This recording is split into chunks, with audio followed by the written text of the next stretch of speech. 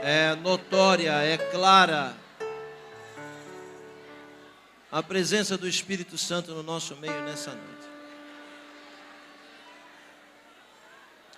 Dá para se perceber com muita facilidade que o Espírito de Deus está no comando deste culto, desde o momento em que lhe foi dado a abertura. Por isso, antes de qualquer coisa, eu gostaria muito de agradecer a Deus pela oportunidade de poder estar em sua presença. Visto que estar na presença de Deus não é mérito próprio. Ninguém está aqui nessa noite porque é bom ou porque é merecedor. Ninguém está aqui hoje porque tem olhos azuis ou porque tem uma vida financeira estável. Estarmos aqui hoje é um mistério insondável, muito profundo. Nós não estamos aqui hoje porque nós o aceitamos. Isso é um conceito equivocado. Nós estamos aqui porque a Bíblia diz que não foste nós que escolhemos a Ele, mas foi Ele que escolheu a nós.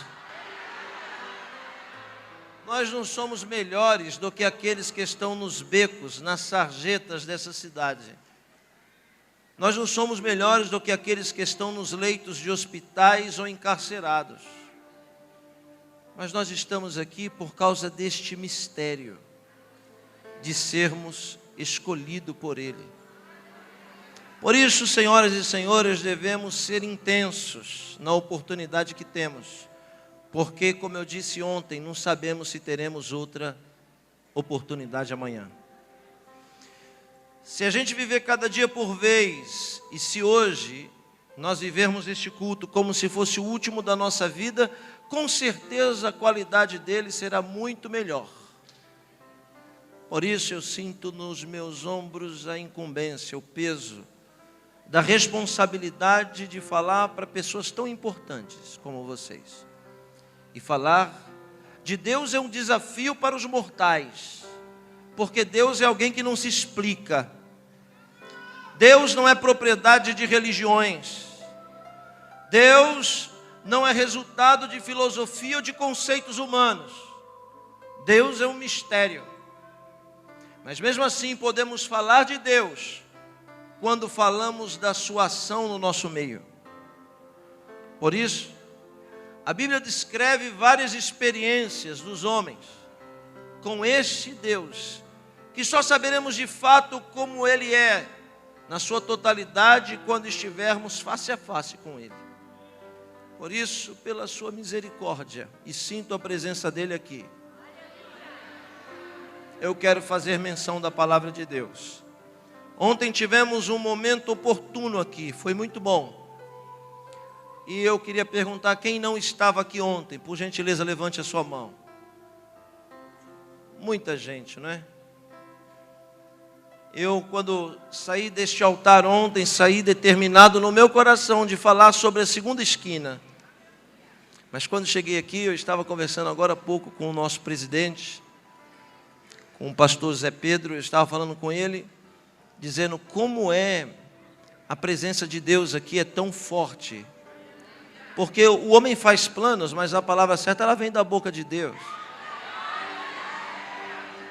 É uma fermentação na alma humana, na centelha divina que sentimos aqui.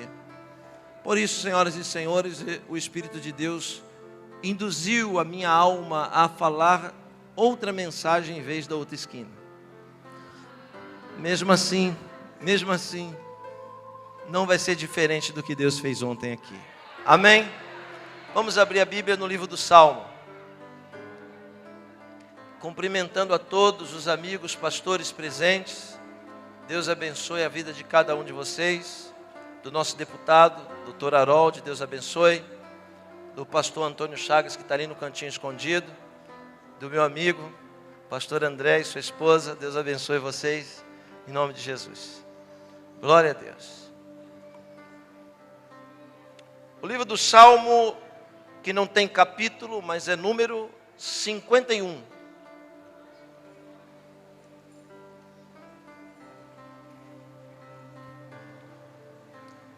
Salmo de número 51, o Inário de Israel.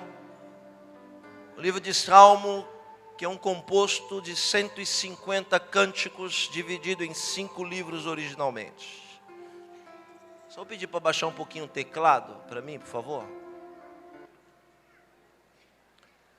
Salmo de número 51, versículo 5 apenas. Quem encontrou, diga glória a Deus. Quem veio ouvir a palavra de Deus, diga amém. Quem veio bater papo, diga aleluia.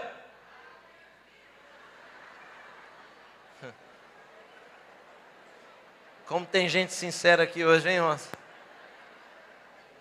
Sinceridade é coisa boa, Deus gosta. Deus só não gosta de falta de atenção. Salmo 51, verso 5 diz: em pecado fui gerado, vírgula, e em pecado concebeu-me minha mãe. Só isso, olhos fechados. Bendito és tu, eterno nosso Deus, Rei de todo o universo, sua palavra dura para sempre. Bendito seja o seu nome, o seu reino jamais terá fim. Fale conosco nessa noite de forma clara, concisa e poderosa. Fala não o que nós queremos ouvir, mas fala o que nós precisamos ouvir. Que ninguém saia daqui da mesma maneira que entrou, que saímos daqui diferentes, melhores. Por isso exorta, ensina e edifica. Cremos que a tua palavra é a verdade, por isso nos prostramos, nos abrimos, nos desarmamos e reverenciamos a tua voz aqui nessa noite, por isso fala conosco. É o que nós te pedimos em nome de Jesus. Amém. O autor do escrito que acabamos de mencionar é sem dúvida um dos maiores heróis da história bíblica. Davi foi um grande conquistador, um grande monarca.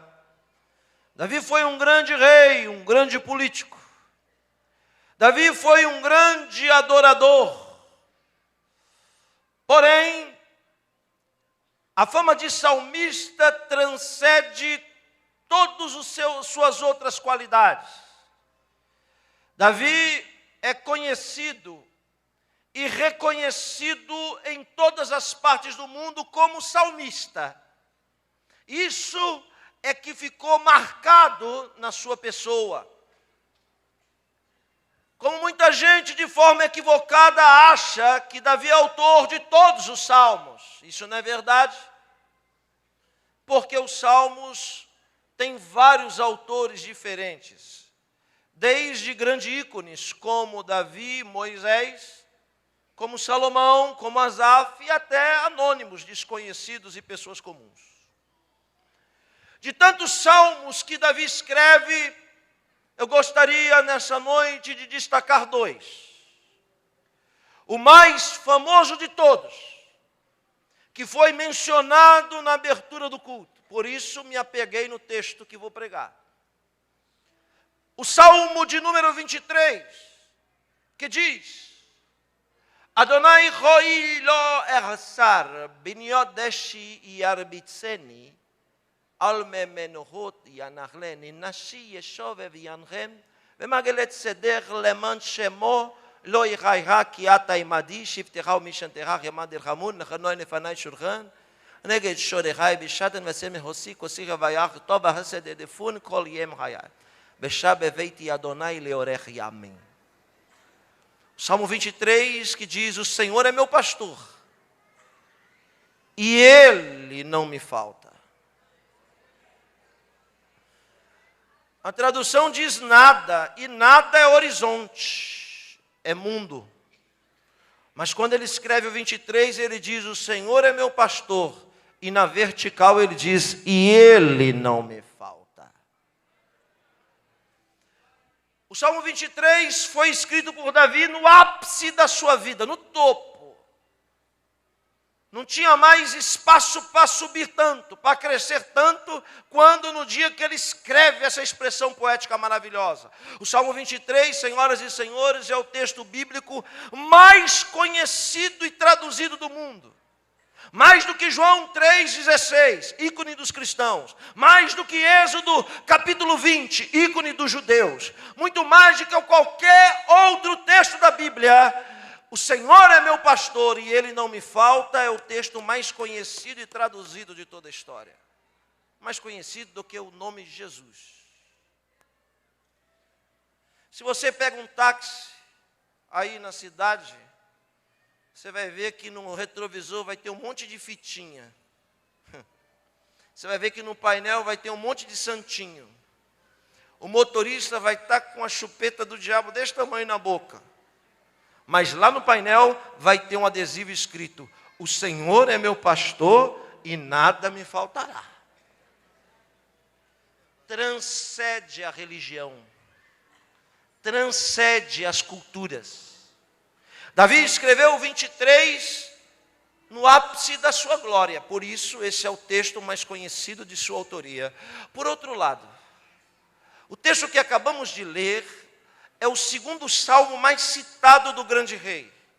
O texto que acabamos de mencionar é o segundo salmo mais conhecido da história de Davi. E em contrapartida ao 23, quando o salmo escreve o 51, ele está no mais profundo abismo da sua história.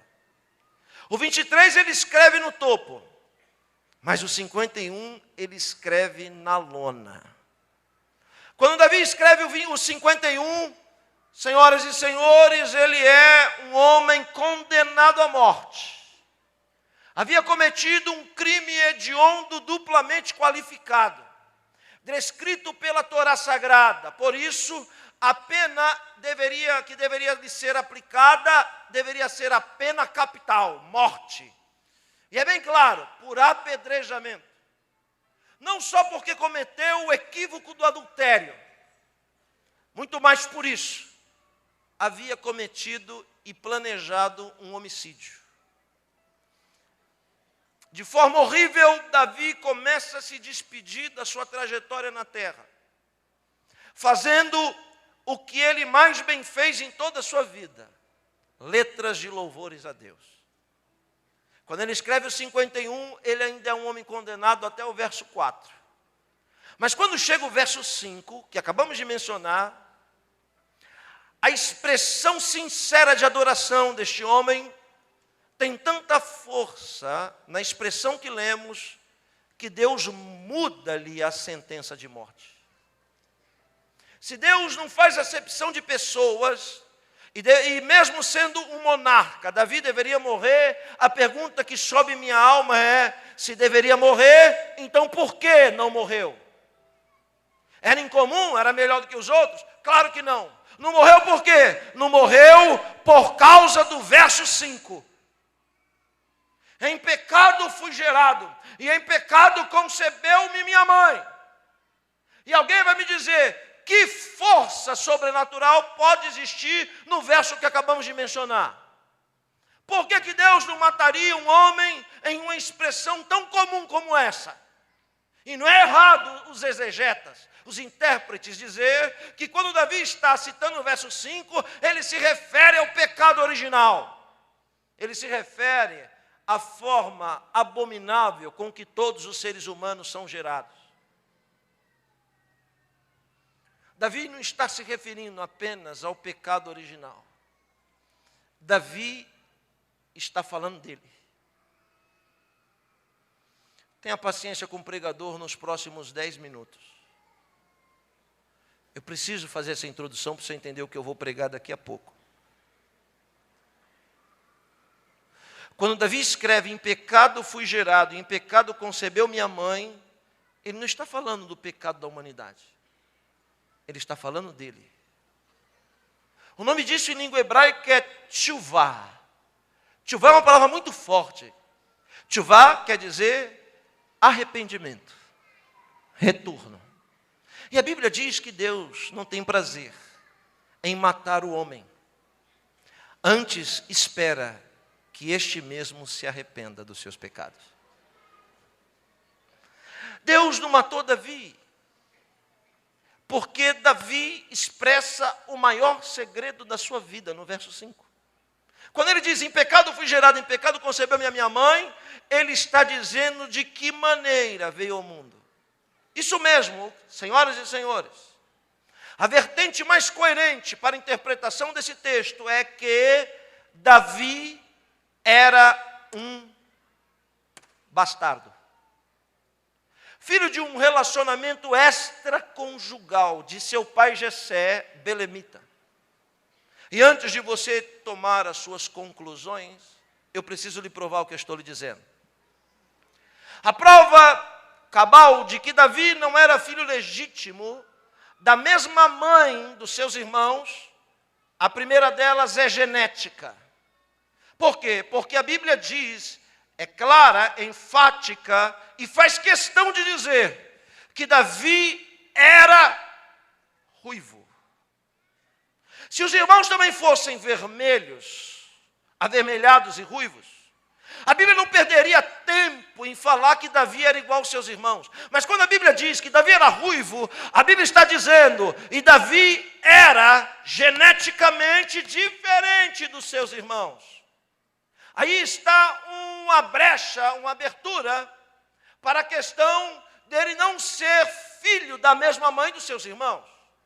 A segunda prova pelo qual posso me apoiar, e ainda que esteja equivocado, deve ser coerente, é a prova cultural. Por quê? Porque os bastardos não podiam sentar à mesa com os legítimos. Os bastardos não podiam olhar nos olhos do pai. Terceiro, os bastardos não poderiam participar de nenhuma celebração familiar, para ele não se achar membro da família. Quarto, os bastardos deveriam fazer o trabalho sujo da família. E sabe qual era o trabalho sujo? O trabalho sujo era cuidar dos animais. O trabalho nobre da família era ser um soldado de guerra, mas o trabalho dos bastardos era cuidar dos bichos. Quem diz isso não sou eu, quem diz isso é Jesus. Quando conta a parábola do filho pródigo, quando o filho pródigo volta para casa, mesmo sendo legítimo, ele diz para o pai, não sou digno de ser chamado de teu filho, portanto, aceita-me como um dos seus escravos, me permita cuidar dos animais. Quem cuida dos animais são os bastardos. Terceiro, agora quarto e agora quinto. Os bastardos têm um papel fundamental de juntar o lixo e o monturo da casa. Então, quando Davi escreve no Salmo, Deus me tirou do monturo, aleluia, e me fez assentar entre os príncipes, ele não está apenas poetizando, muito mais do que isso, ele está falando da sua própria experiência que teve com Deus, de que Deus é capaz de tirar alguém da sarjeta e colocar ele assentado entre os príncipes. Quantos acreditam nisso aqui nessa noite? Pode dar um glória a Deus. Cuidar dos animais era trabalho de bastardo. E não é à toa também que em uma das suas expressões ele disse, Deus me tirou de trás das malhadas. Como a maioria dos leitores da Bíblia apenas leem e não meditam, acha que é só bela poesia. Mas só bela poesia não tem poder de movimentar o coração de Deus. Mas aquilo que você vive com intensidade tem poder de movimentar o coração de Deus. Davi era um menino que não poderia ter a sandália da dinastia da sua família. Veja, é certo de que a mãe de Davi não deveria ser uma judia. Deveria ser alguém da linhagem dos moabitas. Porque nas suas genealogias não aparece o nome da mãe. E judaicamente falando, só é judeu quem é filho de mãe judia. Jesus tem duas genealogias, uma vem por José, outra vem por Maria, para provar de que ele não é só o Messias encarnado, mas que também ele era o Filho de Deus, e não de José. Aleluia. Na de Davi, você vai encontrar na sua genealogia duas pessoas profundamente vinculadas aos moabitas. Profundamente vinculadas aos moabitas. Um é o nome de um homem e o outro é o nome de uma mulher. A mulher chama-se Ruth e o marido de Ruth é Boaz. Quando Jessé é condenado pelo seu pecado, ele deve ser açoitado, porque o crime de adultério que ele comete desqualifica. Em outra oportunidade eu vou dizer por que não morreu. Mas diz a lei, no livro do Deuteronômio, que se o filho do pecado for um menino, ficará o opróbrio para sempre com o pai, se for uma menina, com a mãe. Ainda sendo açoitado no tronco do pelouro, com 39 chibatadas no máximo, certamente Jessé orou a Deus, dizendo: Deus, permita que este filho do erro não seja um homem, mas seja uma menina. Mas aí a Bíblia diz que o que nasce não é uma menina, mas é um menino. E Davi passou a ser a maior tragédia de Jessé. Aleluia. Mas o Deus que está aqui nessa noite, que está sondando os nossos corações, é especialista em transformar tragédias em grandes bênçãos e vitórias. Se não fosse Davi a maior tragédia de Jessé, nunca ninguém aqui ia saber quem era Jessé.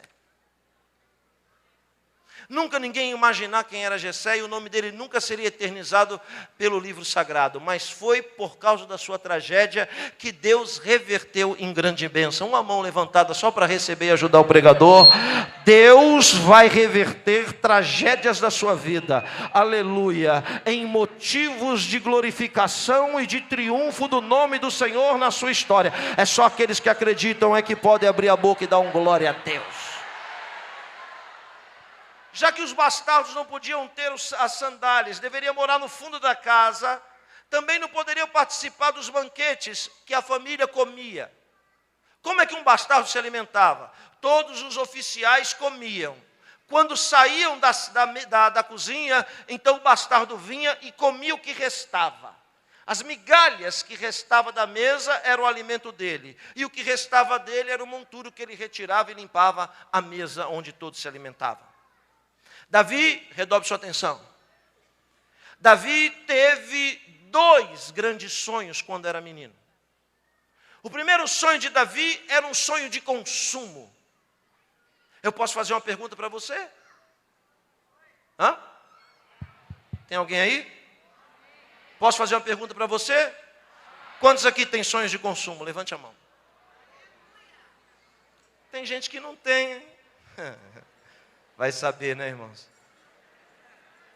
Quem aqui tem sonhos de consumo? Levante a mão. Se formos sinceros, todos nós levantaremos as mãos.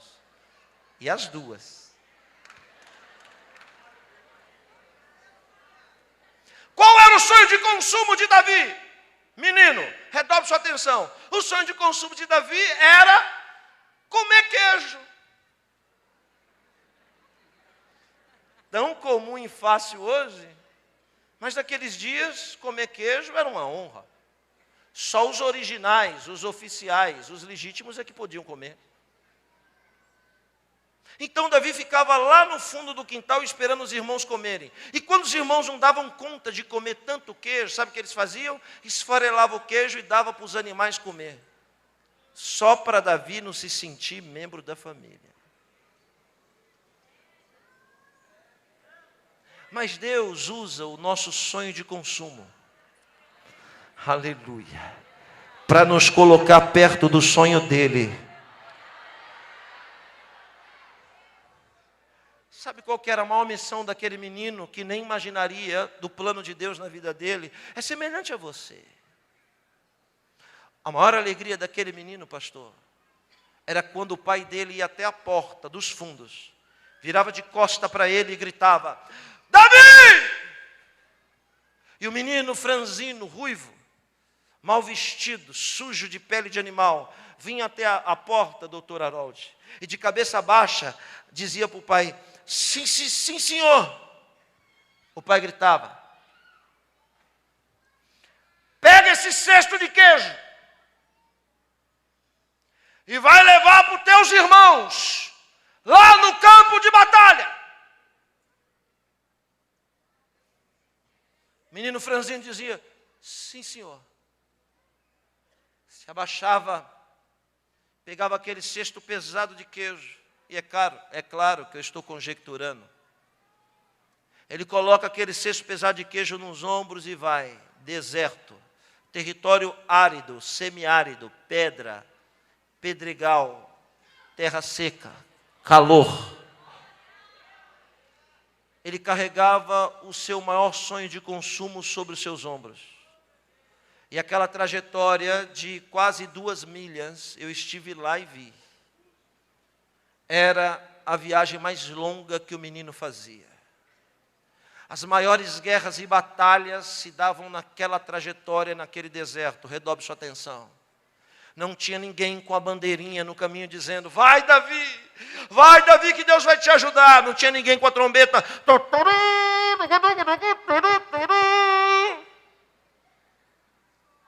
Não tinha nenhuma palavra de apoio para o menino. Mas existia um ser covarde que certamente o esperava todo dia naquele caminho. Alguém que se aproveita das nossas fraquezas e da nossa vulnerabilidade para tentar nos derrotar. Certamente, quando o menino cansava, todo suado, o cheiro do queijo vinha no nariz dele. E uma voz bradava das trevas dizendo: é a sua chance. Se você roubar um desses queijos, nunca ninguém vai saber. Ei, Davi, seus irmãos te humilham todo dia. Por que você não se vinga deles agora? Mas eu preciso dizer algo para alguém aqui nessa noite. Quem se vinga é fraco. Forte é aquele que tem oportunidade de se vingar, mas não se vinga. Onde estão os fortes aqui nessa noite? E pode abrir a boca e dar um grito de glória.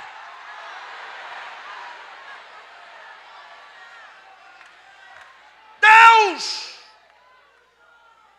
acompanhou o menino durante anos naquela trajetória. E o inimigo estava lá, covarde, bombardeando, dizendo: faz agora, não tem ninguém vendo. Eu aprendi uma coisa com este princípio, redobre sua atenção, que tudo que a gente faz e os outros veem, Deus não vê. Porque Deus só vê aquilo que a gente faz e ninguém vê.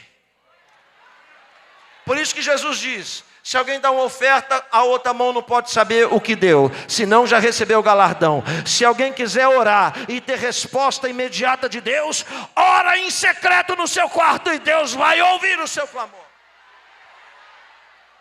Tudo que a gente faz e os outros veem, a gente já recebeu o galardão. Agora, para Deus vale o que a gente faz e ninguém vê. Por isso, se você é daqueles obreiros que arruma o banco e fica esperando aplausos, o seu galardão vai vir da boca de homens. Porque tudo que você faz para Deus, você deve esperar recompensa daquele pelo qual você trabalha. Alguém está entendendo o que eu estou pregando? Pode dar um glória a Deus para ajudar o pregador. A pergunta que vem no meu coração é: quem é você quando ninguém está te olhando?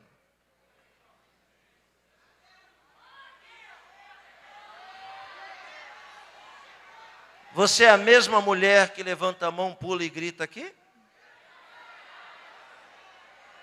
Você é o mesmo varão impetuoso quando está sozinho?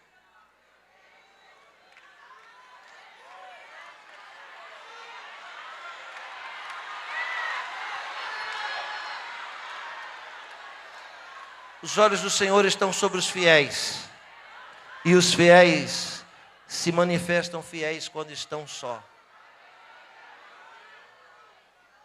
Sabe por que Deus amou tanto esse moço? Por causa daquela trajetória, levando o queijo e voltando. E eu falo com convicção, nunca tocou num queijo daquele. Senão Deus nunca o teria escolhido. Ele estava indo para lá e para cá, André, carregando queijo. E ninguém o aplaudia, mas ele não sabia que aquele queijo no seu ombro era Deus treinando ele para um dia tirar o cesto de queijo e colocar a capa pesada do reinado de Israel sobre seus ombros. Você entende o que eu estou falando? Todo mundo quer a capa, mas ninguém quer carregar queijo.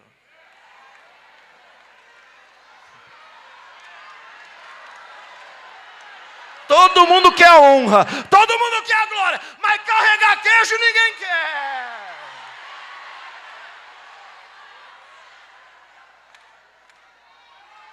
Quando você vê alguém lá no topo, não fica achando que chegou lá de paraquedas, não.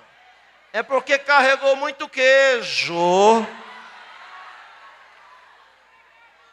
Naquelas idas e vindas, é isso mesmo, está carregando queijo hoje, mas ninguém carrega queijo a vida inteira. Vai chegar um dia que Deus vai tirar o cesto das suas costas e vai colocar a capa pesada sobre você.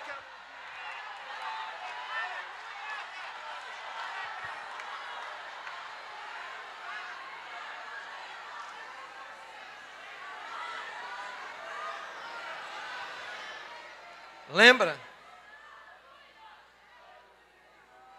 Lembra quantos desertos você já atravessou para chegar aqui onde você está? Você lembra quanto queijo você já carregou para os outros, para estar onde você está?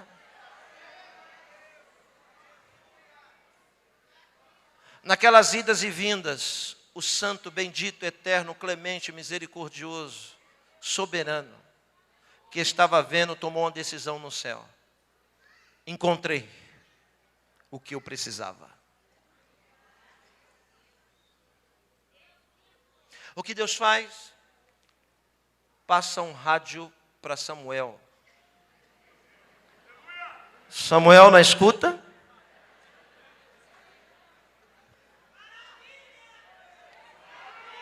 Lá no norte do país, Samuel disse: fala, Deus, que o teu servo ouve. Deus disse: eu já encontrei o que eu precisava para honrar o meu povo Israel. Eu encontrei o rei que eu procuro. Então Samuel deve ter pensado, deve ser alto, forte, musculoso. E Deus deve ter dito, não, porque alto, forte e musculoso, Saul já é. Eu não preciso de um músculo, nem de um braço de um guerreiro. O que eu procuro é um coração. Um coração que seja segundo o meu coração. Levante a mão e recebe o que eu vou dizer. A grandeza de um mortal não é o que ele é por fora, mas certamente é o que ele é por dentro. Você será do tamanho do seu coração.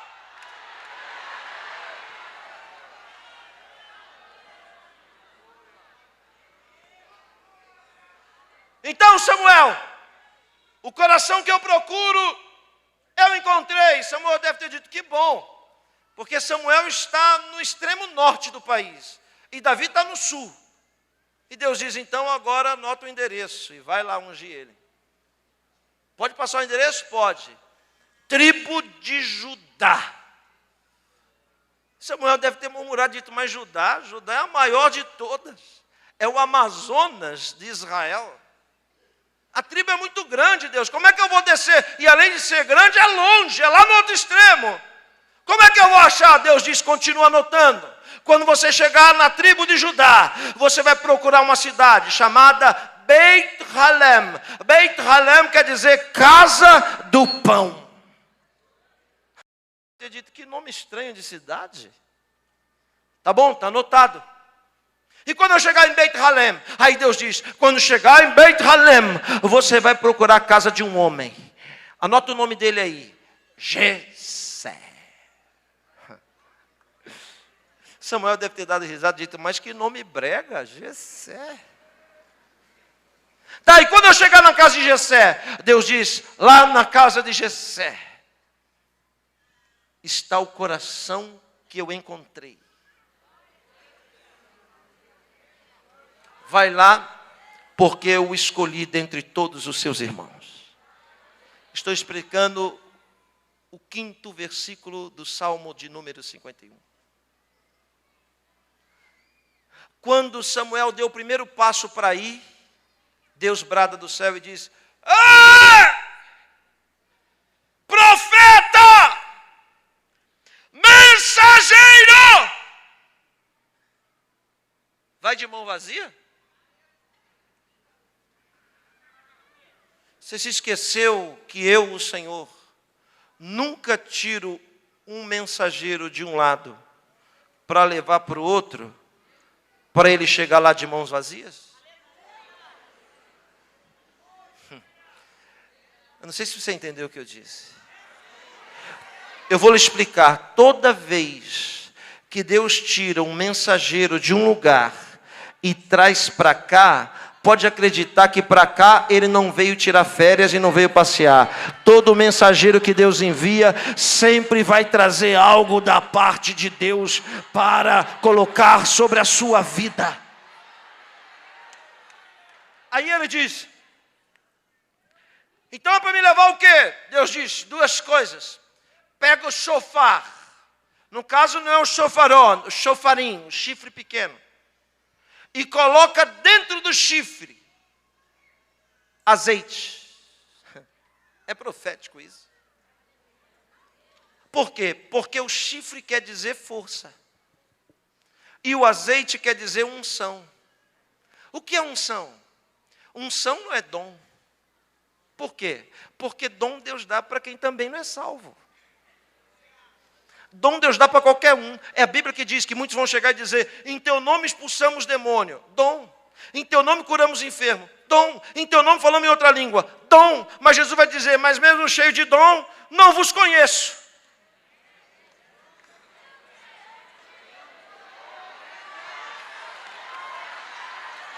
Agora, unção não.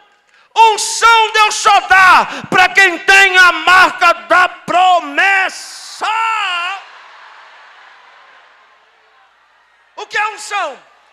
Unção é um poder extraordinário que não está à venda em nenhuma prateleira de supermercado, que você não encontra em nenhuma banca de jornal. Ninguém estuda unção em Harvard, em Oxford, na UFRJ, na USP. Unção não existe no mundo de baixo. Unção só existe no mundo de cima. E Deus só dá para quem Ele quer, quando quer, da maneira que quer e na hora que Ele quer.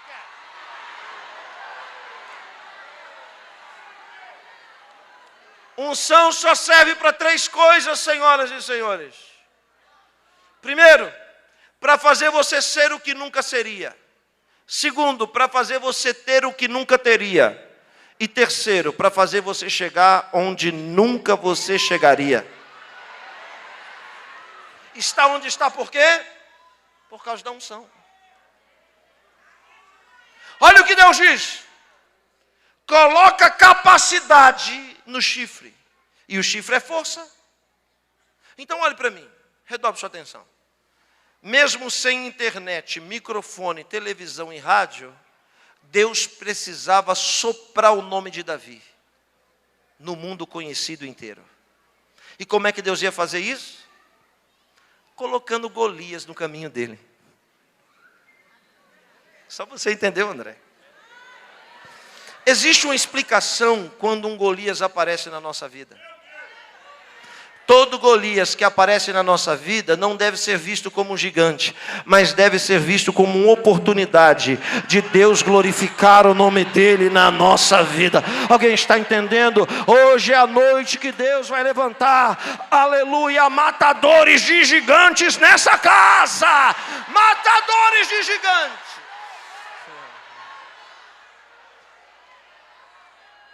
E como Davi de Melech, como o rei Davi vai matar aquele gigante? Se os braços dele é da largura deste microfone, franzininho. Mas ele tem uma habilidade, ele é bom de mira. Mas o que lhe falta? Força. O que lhe falta é força. E o que Samuel vem trazer para ele? Aquilo que lhe falta. Uma mão levantada, vai. Está achando que vim passear em Santa Cruz, né? Pois é, mas eu vou lhe dizer, Deus conhece todas as suas qualidades. E Ele me trouxe aqui para lhe entregar aquilo que está lhe faltando. Para você fazer esse Golias cair diante da sua presença. Quem aqui entende o que eu estou pregando e tem motivos para abrir a boca e fazer um barulho dando glória?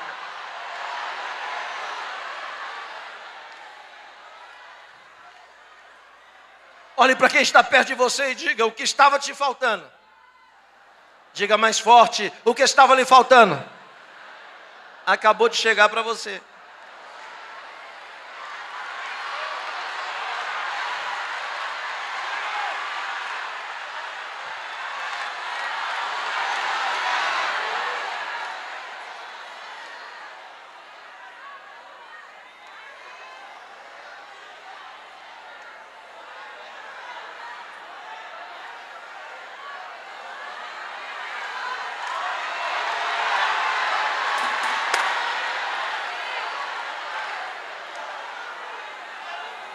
Sansão é um herói lendário, ícone da força. Força é diferente de poder.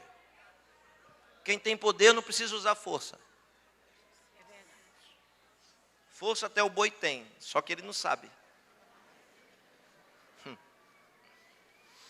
Por sua vez, Sansão é ícone da força. E todo mundo acha que Sansão era musculoso, halterofilista, Arnold Schwarzenegger. Só que se Sansão fosse fortão e chegasse num lugar, as pessoas iam respeitar ele. Então por que muita gente, sem conhecer Sansão, não o respeitava? Porque Sansão era franzino. Assim, tipo Yosef Akiva, 68 quilos.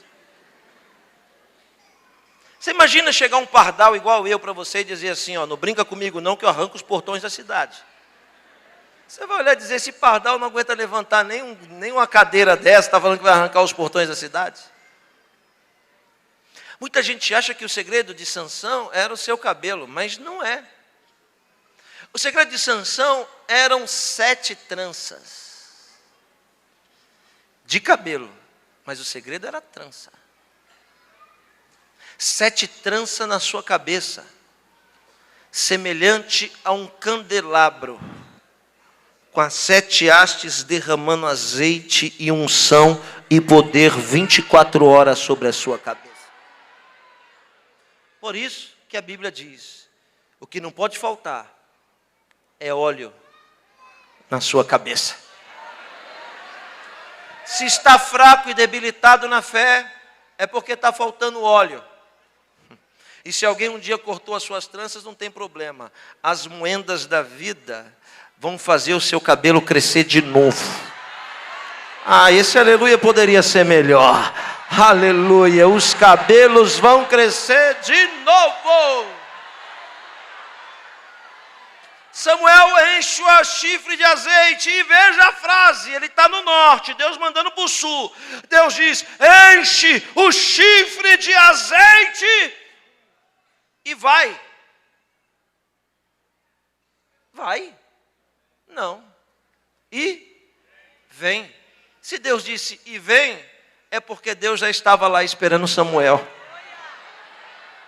Samuel desce atravessando o país inteiro. O país se mobiliza, achando que é uma guerra. E ele vem descendo. Quando ele chega na tribo de Judá, ele vai para Beit-Halem. Quando chega em Beit-Halem, ele vai direto na casa de Jessé. E ele bate na porta de Jessé. Jessé devia estar assistindo, vale a pena ver de novo. Com as pernas para cima, pensando na morte da bezerra. Sabe por que eu digo isso? Porque as grandes vitórias que Deus nos dá, elas sempre vêm de surpresa. Tem uma mão levantada para receber, porque eu estou sentindo isso. Algo muito grande da parte de Deus vai chegar para alguém nos próximos dias, e é assim que o Senhor teu Deus te diz: se prepara, não fica desapercebido, presta atenção, porque é grande o que está chegando, e vai bater na sua porta, e vai vir na tua mão, e virá na sua direção. Alguém acredita no que eu estou pregando aqui? Está sentindo isso?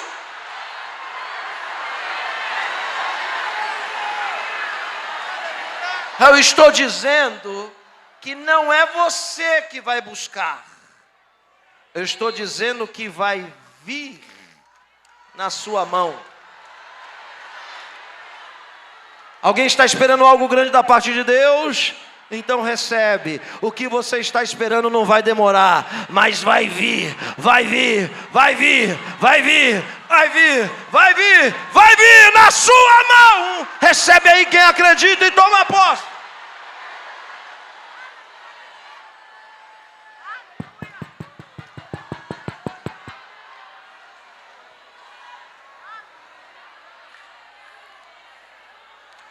Os escravos, os serviçais de dentro, se levantam para abrir a porta para ver quem é. Quando abre a porta, os 3 poderes estão lá, em uma pessoa: o executivo, o legislativo e o judiciário. Porque estamos falando de alguém que tem características messiânicas. É profeta, é juiz e é sacerdote. Os 3 poderes do país batem na porta de Jessé. Imagina a cara dos meninos. Voltaram correndo e disseram: Jessé, levanta da rede, vai pôr uma camisa, desliga essa televisão.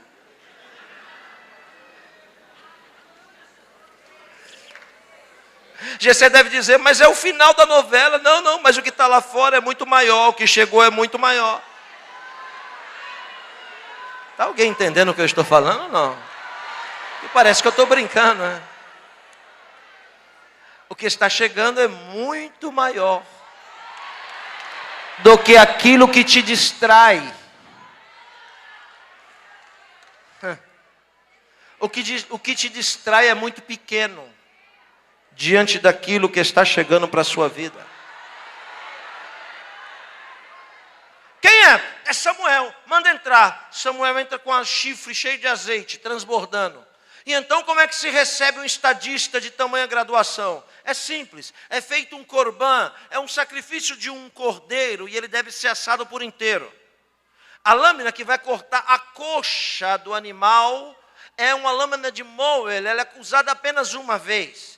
Ela é kosher, ela não pode ser repetidamente usada porque o fato é único.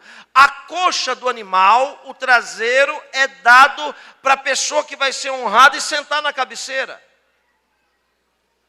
Por que a coxa é sinal de honra? Porque a coxa é sinal de honra e de pacto e de aliança. Quando Abraão manda Eliezer buscar uma esposa para o seu filho, o juramento é feito na coxa, debaixo da coxa. Quando Saul é ungido rei de Israel, o que ele come? Ele é honrado, e a primeira coisa que ele come é a coxa do animal. Porque a coxa é sinal de honra, é sinal de exaltação, aleluia, é sinal de aliança inquebrável. Veja Jesus hoje glorificado, nada escrito na testa, nada escrito na mão, nada escrito nas costas, mas na coxa está escrito Rei dos Reis e Senhor dos Senhores, porque é pacto e aliança inquebrável, é honra e é exaltação.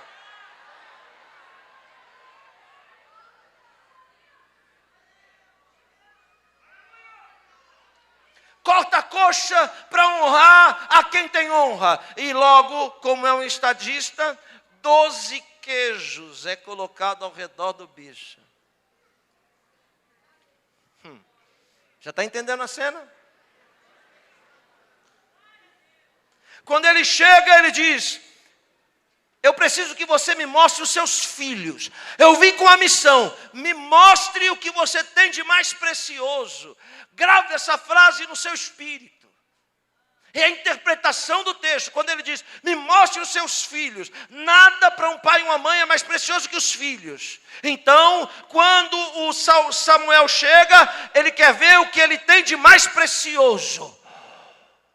Vai ser assim, quando você chegar diante daquele que tem olhos de fogo. Ele quer ver o que de mais precioso você fez. Se for de palha, de madeira, ou se for precioso, que suporta fogo. Só o que é precioso suporta fogo. Quem quer que eu pare, diga amém. Quem quer que eu continue, diga glória a Deus. Olhe para mim. Meus filhos, o assistente de dentro. Jessé escreve uma carta e eu estou pregando paralelamente a história. Ele escreve uma carta, preste atenção aqui, enrola a carta e manda para quem levar a carta para os irmãos? O serviçal que leva queijo. Alguém chega e diz, vai lá chamar os teus irmãos. Eu estou dizendo que Davi sonhava quando ia levar queijo. Ficava perto do sonho de Deus, sabe por quê? Porque quando ele entregava queijo para os irmãos tinham vergonha dele, batia o pé e dizia, vai embora rapaz, some daqui, mete o pé. E Davi devia se esconder atrás de uma moita e ficar olhando a guerra, o relinchar dos cavalos, o barulho das espadas em treinamento, os escudos sendo forjados, e ele deveria olhar a guerra e ficar sonhando, dizendo, quem me dera, eu só queria ser um guerreiro de Israel, um soldado raso de Israel. Davi deveria sonhar quando ia levar queijo, e deveria dizer, eu queria tanto ser um ajudante de guerreiro. Mas quando ele sonhava, o diabo devia aparecer e dizer, você nunca vai ser guerreiro. Porque você é bastardo. Você não pode lutar por um país que você não pertence. Você não é dessa pátria, Davi. Você nasceu em Moabe. Você não é, tua mãe não é judia. Não tem direito de você ser. Aleluia. E eu vou lhe dizer, é verdade, Davi nunca foi um soldado de Israel, mas foi general.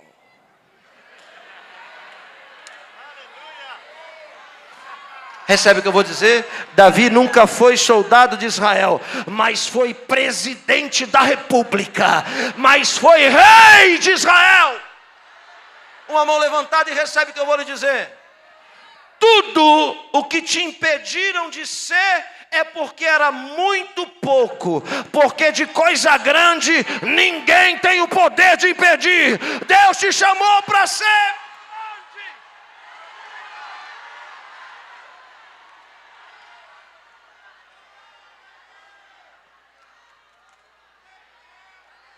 Fica reclamando porque te impediram aqui e ali, ei, isso é pequeno demais.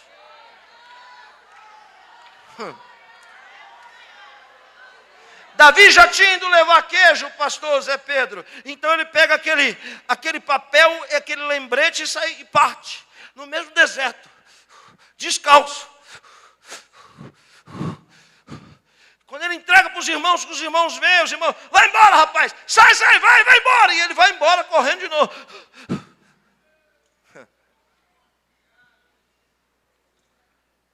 Os irmãos veem e dizem, Samuel, em casa a gente precisa ir embora. Papai está chamando. Ele quer nos ver. Nós somos os filhos. Montam nos seus cavalos de guerra. E no deserto. O menino correndo. E é cultural. Quando alguém se encontra com um bastardo, tem o dever de amaldiçoar. O menino vai correndo pelo deserto e os irmãos todos passam. São 7, Davi é 8.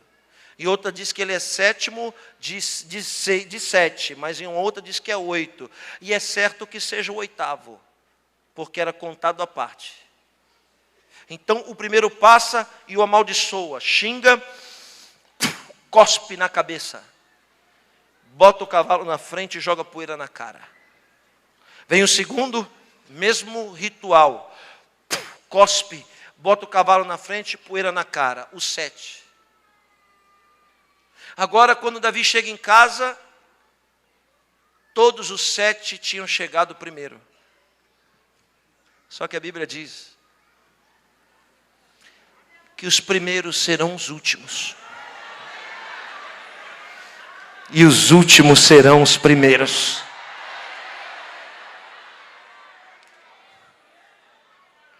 Quando Davi chega em casa, ele passa a ter 4 características. Primeira, saliva na cabeça. Segunda, poeira no rosto. Terceira, lágrima nos olhos. Quarta, sangue nos pés. Ele deve sentar no lixo que ele acumula, no meio das ovelhas que ele cuida, deve sentar e dizer: será que vale a pena ser fiel? Porque eu faço tudo certo e tudo dá errado. Eu tenho certeza que eu não estou pregando para as paredes aqui nessa noite. Eu tenho certeza que essa palavra tem um endereço aqui. O coração de alguém escolhido por Deus para fazer a diferença. Aleluia. Estou sentindo a presença dele aqui. Saliva na cabeça é tudo que falam de você. Lágrima nos olhos é a tristeza da decepção. Poeira no rosto é porque todo mundo chega antes que você. Mas sangue nos pés é o sinal de alguém que não desiste e persiste sempre. É alguém que mesmo com o pé machucado, nunca vai parar de marchar, nunca vai parar de andar na presença de... Alguém está sentindo que isso é verdade aqui nessa noite?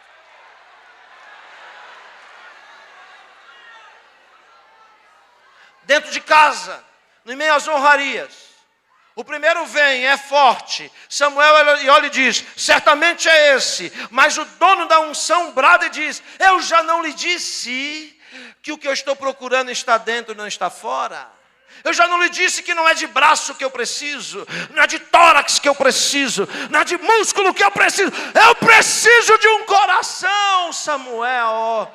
Não é esse. Não é esse. E vem o segundo, e não é esse. E vem um terceiro, e não é esse. E vem um quarto, e não é esse. E o quinto também não é. E o sexto também não. E o sétimo não. Então Deus se equivocou. Se enganou. Mas o Espírito Santo diz: pergunta para ele aí, só pergunta, se porventura ele tem mais algum filho.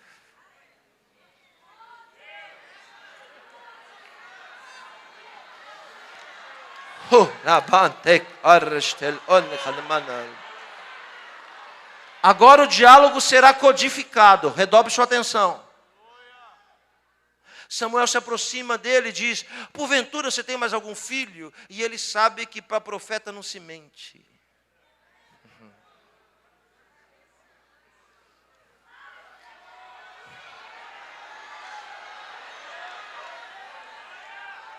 Jessé deve abaixar a cabeça, chutar o chão e dizer: pois sabe o que é? Eu tenho um aí, mas ele vai falar em código. Só que ele cuida das ovelhas. Eu tenho um aí, mas ele toma conta dos animais. E Samuel, que sabe, conhece a cultura, entende. Se toma conta dos animais, é porque é bastardo.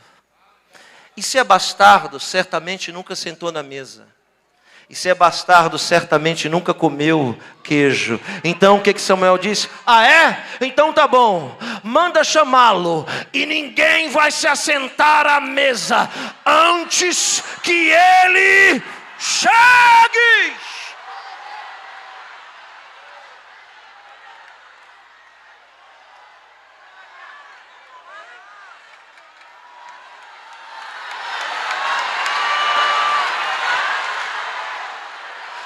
Chegar antes que você, mas vão ter que te esperar para sentar na mesa.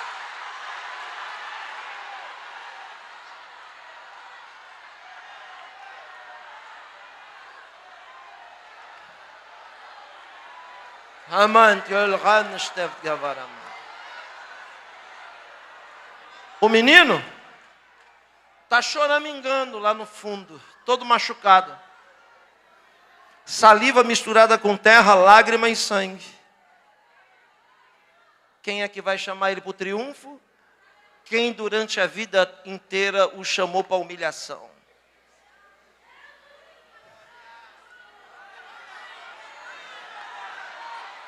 Estou vendo nos olhos de vocês.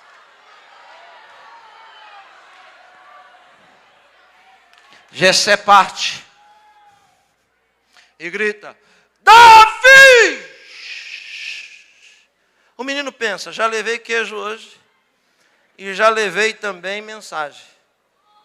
Se está me chamando agora, certamente é para me humilhar na presença dos meus irmãos. Se me chama agora, é para me fazer de tolo e palhaço na presença deles. Mas mesmo com a expectativa assim, o menino permaneceu obediente. Se levantou e de cabeça baixa, chegou à porta e disse: sim, senhor. Ele não pode levantar os olhos para olhar. Aleluia. Samuel se aproxima do menino e Deus disse: o que eu procuro está dentro. E a única coisa de você enxergar o que está dentro é olhando nos olhos. Porque os olhos são a janela da alma. Nós podemos enxergar as pessoas quando olhamos nos olhos. Deus disse: o que eu procuro está dentro. Ele se aproxima do menino de cabeça baixa e trêmulo, cheio de saliva, de terra, de lágrima e de sangue. Samuel põe a mão no queixo dele e levanta a cabeça.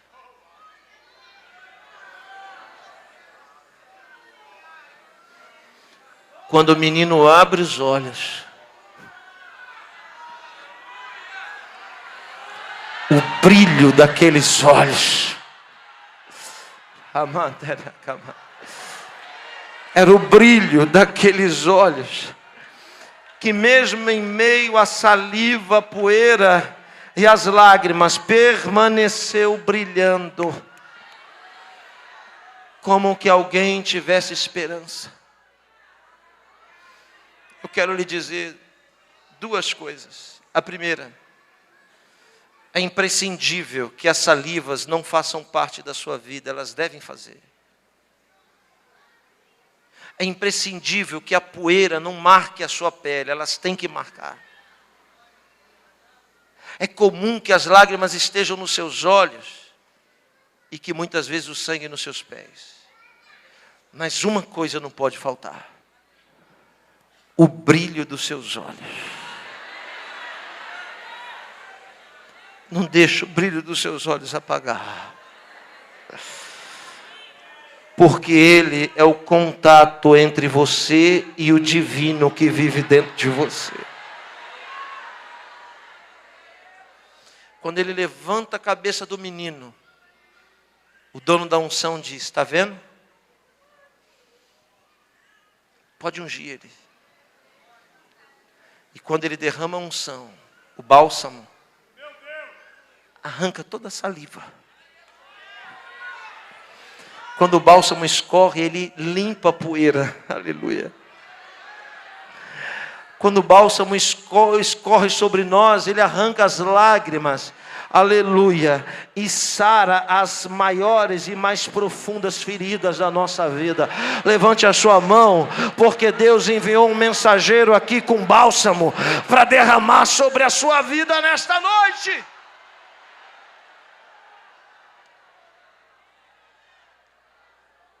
O menino que nunca tinha sentado na mesa, agora senta na cabeceira. O menino que nunca comia queijo, agora está comendo a coxa do carneiro e tem queijo à vontade.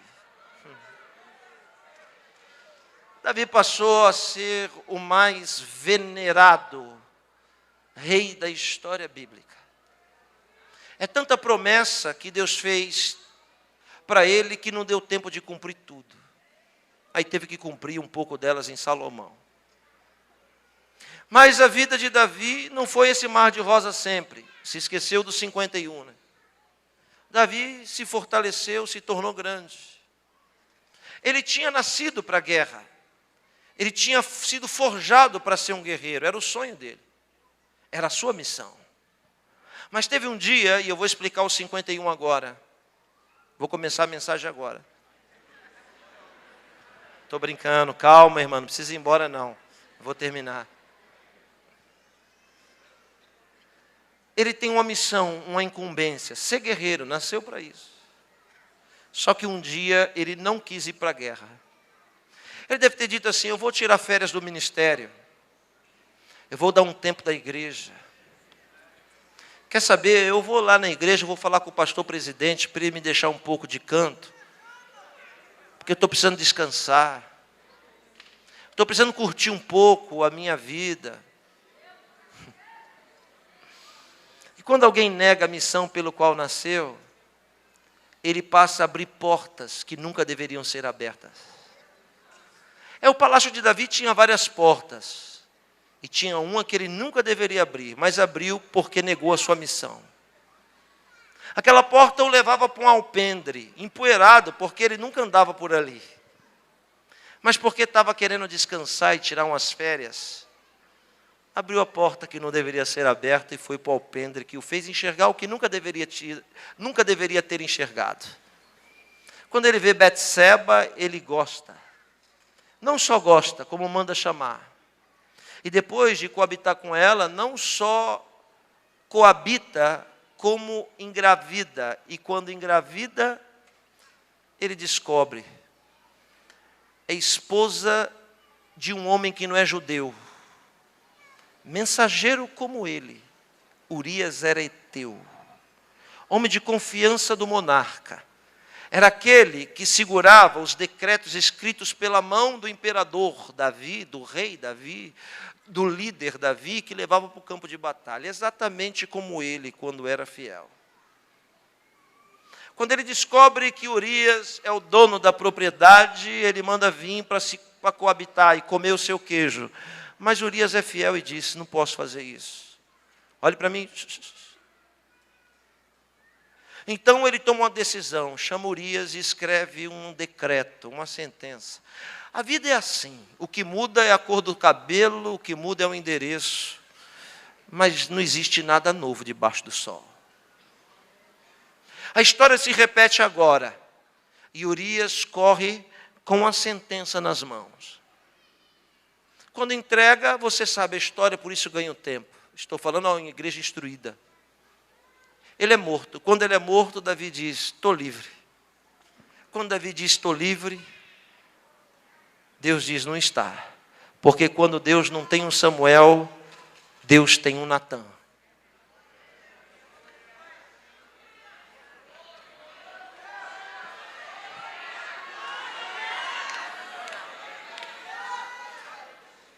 Natã chega e diz, posso lhe pregar uma mensagem? Claro. Um homem tem 100 e o outro tem 1. E o que tem 100 toma a única do outro. Davi diz, que cruel. Então ele pergunta, o que a gente vai fazer com ele? Vamos esquartejar. Vamos matar.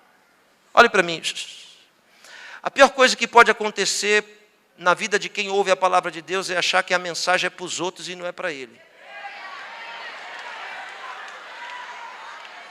Porque quando é bênção, todo mundo tem fé para receber. Mas quando aperta, a gente diz, tomara que a irmã Mariquinha esteja ouvindo essa mensagem. E se a irmã Mariquinha não veio hoje, isso quer dizer que Deus não é fofoqueiro. E não vai falar de quem não está presente. Então a mensagem é para você. É com você que Deus está falando. Aleluia. Aleluia. Você precisa se enxergar na mensagem para entender o que Deus está falando. Então é o poder da revelação. Olha o poder da revelação. Ah, então a gente tem que esquartejar? Pois é, então eu vou lhe revelar. Este homem é você. A revelação é o poder de fazer nos enxergar na mensagem. De arrancar as escamas naturais que existem nos nossos olhos. Quando Davi se enxerga, ele cai. Escreve os 51. Mas quando chega no 5, ele diz, eu me arrependo. Porque agora eu estou me lembrando de onde Deus me tirou. E só uma coisa, Deus não resiste. Arrependimento e coração contrito e quebrantado. Assentado mesmo, curve a sua cabeça. Eu vou ter que parar a mensagem por causa da hora. Não posso atrapalhar você de chegar em casa. Mas feche os seus olhos e curve a sua cabeça. E simplesmente peça para o Espírito Santo te lembrar. Essa é a voz de Deus ao seu coração. É assim que o Senhor te diz. Lembra-te de onde eu te tirei.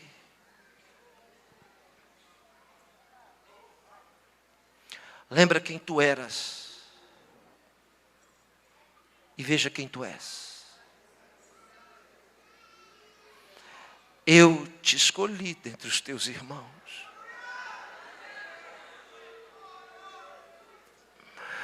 Quando até os da sua própria casa não acreditavam em você.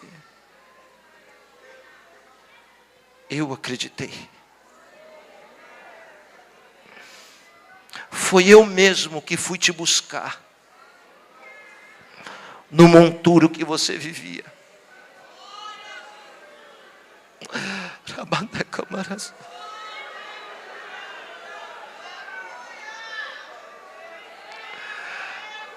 Foi eu mesmo que com um braço forte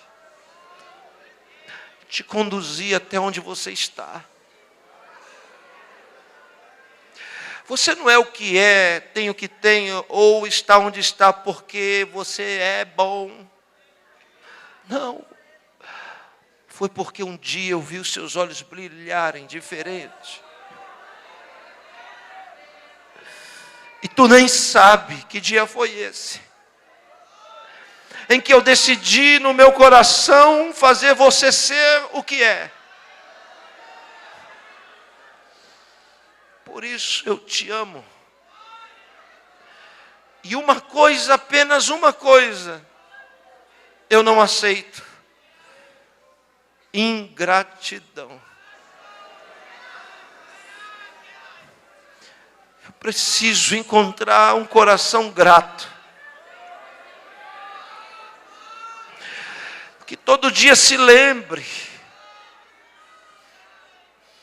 de onde eu te tirei. Há poucos dias atrás,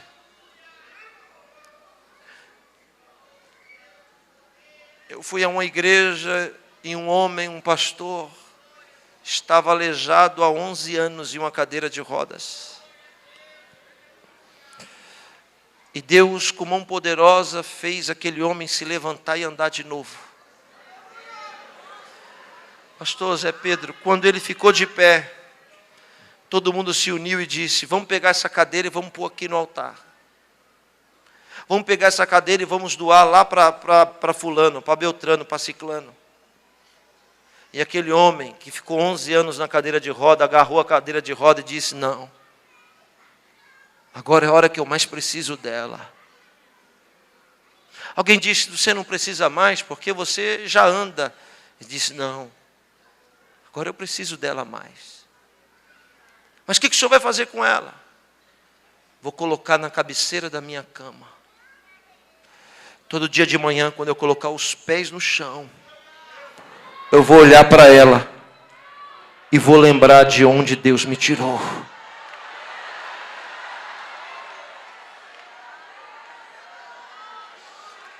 Abra sua boca, por gentileza.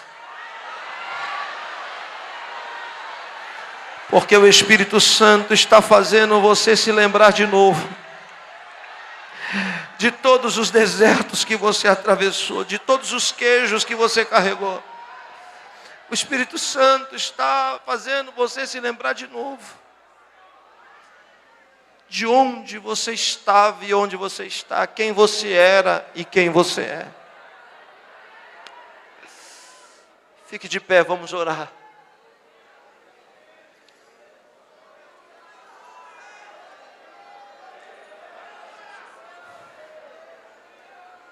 Hoje é a noite do retorno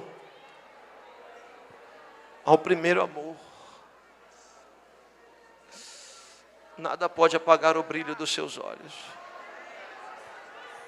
Feche os seus olhos agora, eu vou lhe dar 1 minuto. 2, talvez 2, 3. Para você dizer algo que você acha que você precisa dizer para Deus.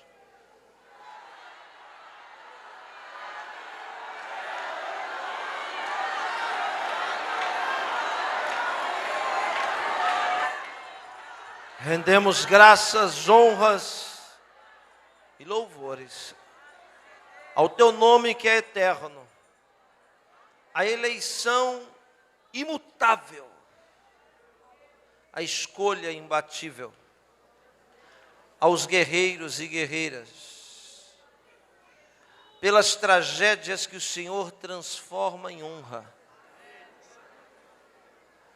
Não nos deixe, Senhor Deus, ter um coração ingrato. Nos ensina, porque precisamos aprender. Obrigado porque nessa noite nos fizeste lembrar de onde nos tiraste. Obrigado pela cadeira de roda que a gente coloca na cabeceira da cama. Pelo espinho na carne que não nos deixa gloriar. Nos dá um coração contrito e quebrantado. E nos ensina, Senhor, que só o Senhor é Deus e que não existe outro além de Ti. Obrigado por cada vida tocada por essa palavra. Obrigado, Senhor Deus, por cada vida transformada. Assim eu oro e te agradeço em nome de Jesus. Amém. Posso só falar do material, pastora? Posso agora?